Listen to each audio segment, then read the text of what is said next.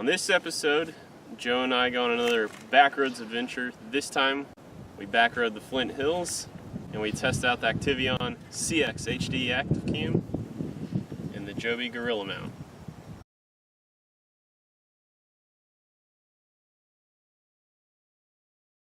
So we started the morning off with a little bit of breakfast in sleepy North Topeka, and this was the first time that Joe and I were able to mate the Activeon CX HD Action with the memory card. So we played around with it a little bit, but by and large, we just had the feel that it was going to be an easy Sunday. So after breakfast, we filled up our rigs with fuel, and we headed out another 40 miles to Skyline Road near Eskridge, Kansas. We originally set the Activeon on the outside of my windshield, and we found that this worked, but it never exaggerated. So the first stretch of this trip really wasn't that steep. It was pretty steep, and we decided to remount the camera.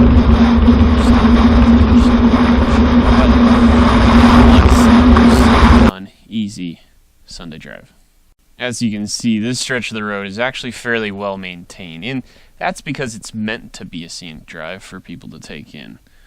So we remounted the camera and put the Gorrilla mount suction cup on the driver's side window, used the side view mirror to help brace and stabilize the camera, and as you can see, it was a pretty dusty affair, and that suction cup held up all day long. I have nothing but good things to say about this setup between the camera and the suction cup arm.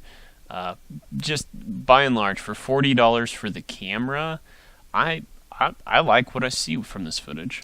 As Skyline Drive ended, we found another spot to pull off, and we switched camera mounts. Joe put it on his 4Runner, and because I drive a diesel, I don't shut it off at every little stop here. And this was kind of funny. The cattle from clear across the pasture probably heard my diesel idling and thought it was the tractor with the feed wagon, so they came to the fence.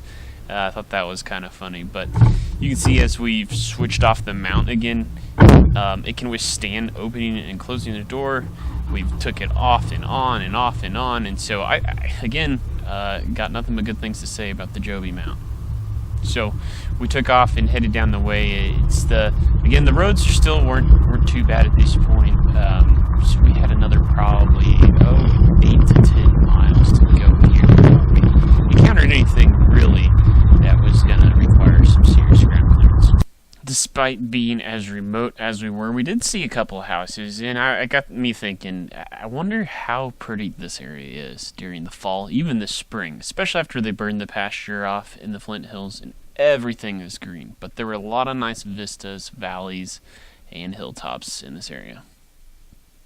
Started to lose Joe, and I couldn't figure out why, so I had pulled over to wait for him to catch up. Turns out he'd accidentally rolled down the window and messed up the suction cup mount, so that's why he disappeared out of my rearview mirror for a while, but he eventually caught up and explained just what had happened. It's probably another, say, 3 miles down the road before we found kind of a neat little stop-off point one more time.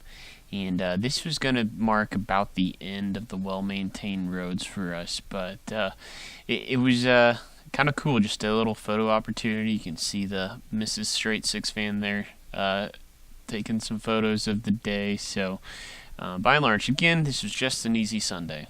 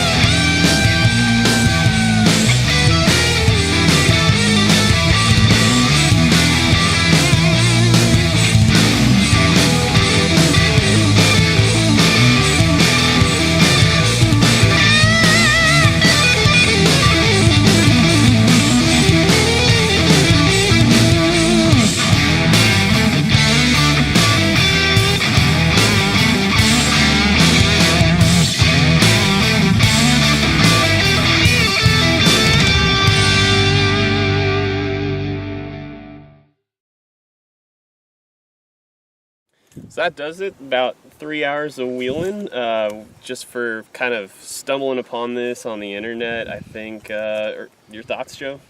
So far, I think it wasn't too bad. The roads were a little bit more interesting than I thought they would be. It wasn't just a 2-lane track. There was a little bit of mud, some rocks. Yeah, we had some good. There's some good areas to kind of cycle the suspension. Nothing too crazy. I mean, it I wasn't. think It was pretty mild. we decided, of course, as dry as it is, if you probably had a 2-wheel drive truck and you just had it lifted with all terrains, and I mean, I was in 2-wheel drive most of the day, but maybe a limited slip rear, you probably would have made it through all that just fine. Yeah.